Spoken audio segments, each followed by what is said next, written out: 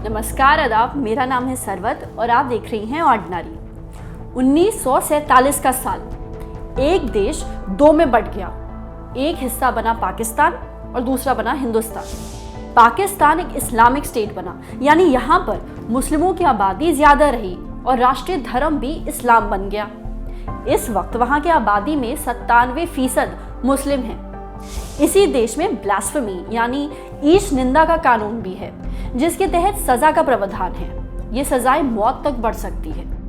इस कानून के तहत अगर आप इस्लाम की निंदा करते हैं तो आपको जेल हो सकती है, जुर्माना हो सकता है और सबसे गंभीर मामलों में तो मौत की सजा भी हो सकती है। अब पाकिस्तान के इस ईश निंदा कानून की भेंट चढ़ने वाली पहली कुर्बानी हो सकती है आसिया बीबी की। चलिए आसिया के केस के बारे में थोड़ा और तफसील से जान लेते हैं। आसिया बीबी ईसाई धर्म की हैं।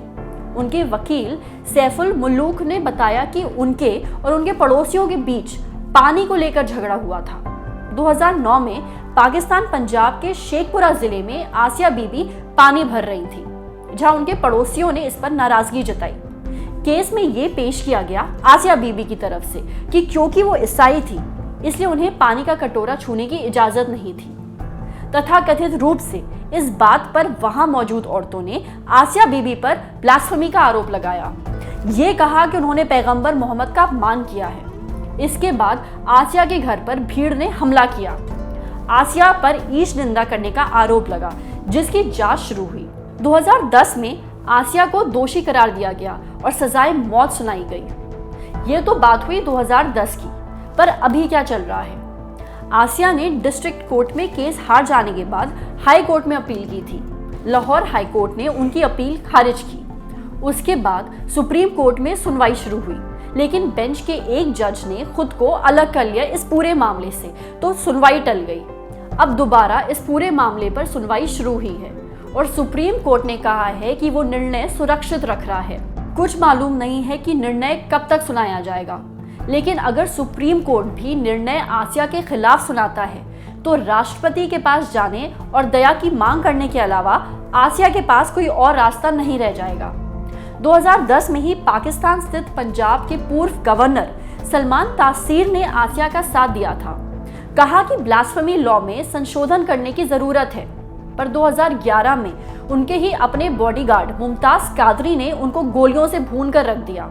4 जनवरी 2011 को 28 गोलियां सलमान के शरीर में उतार दी गई। यही नहीं, शहबाज भट्टी जो मिनिस्टर ऑफ माइनॉरिटी और ब्लास्फेमी लॉ के आलोचक थे, उनको भी कुछ बंदूक वालों ने मार डाला।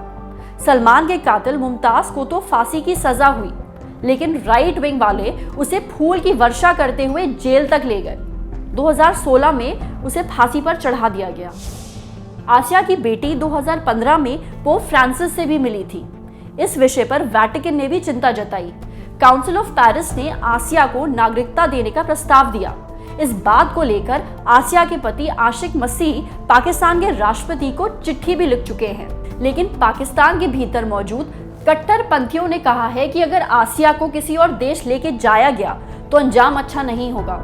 इन्हीं सभी मामलों के बीच आसिया बीबी अपने अंतिम दिन गिन रही हैं, जो या तो उनकी आज़ादी की तरफ जा सकते हैं या मौत की तरफ। लगभग 10 साल तक जेल में सड़ने के बाद किसी की भी नज़र मौत की तरफ उठे तो उसे क्या दोष दिया जा सकता है? हालांकि इस पूरे मामले में किसी को भी ना तो सुप्रीम कोर्ट से ज़्यादा उम्मीद है, ना ही राष्ट्रपति की दया याचिका से। आसिया बीबी के समर्थन में कई लोगों ने कदम उठाए, लेकिन कट्टरपंथियों की नफरत झेलना बहुत मुश्किल है। कितने लोग ये कर पाने की हिम्मत रखते हैं, इसका अंदाजा इसी बात से लगाया जा सकता है कि वकीलों तक ने आसिया बीबी का केस लड़ने से मना कर दिया। अब क्या होगा ये तो वक्त ही बताएगा। आपको हमारा ये वीडियो कैसा लगा हमें कमेंट सेक्शन में ज़रूर बताइए। अगर ये वीडियो आप फेसबुक पे देख रहे हैं तो हमारे फेसबुक पेज को लाइक करिए, और अगर ये वीडियो आप यूट्यूब पे देख रहे हैं तो हमारे ऑर्डिनरी यूट्यूब चैनल को सब्सक्राइब करिए। Thank you.